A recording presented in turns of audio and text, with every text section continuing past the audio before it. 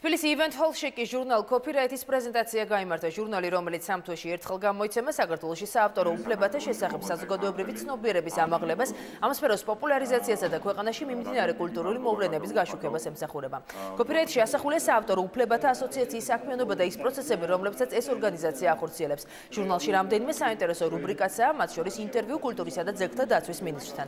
ჟურნალი ევროკავშირის დაფინანსებით საავტორო უფლებათა ასოციაციის კულტურისა და ძეგლთა დაცვის სამინისტროსა და საკ-პატენტის მხარდაჭერით გამოიცა. ჟურნალი საზოგადოებას რუსუდან ფეტვიაშვილის, ილიკო სუხიშვილის, ელდარ შენგელაიასა და ვახტანგ კახეძის ხელმოწერებით დაურიგდათ.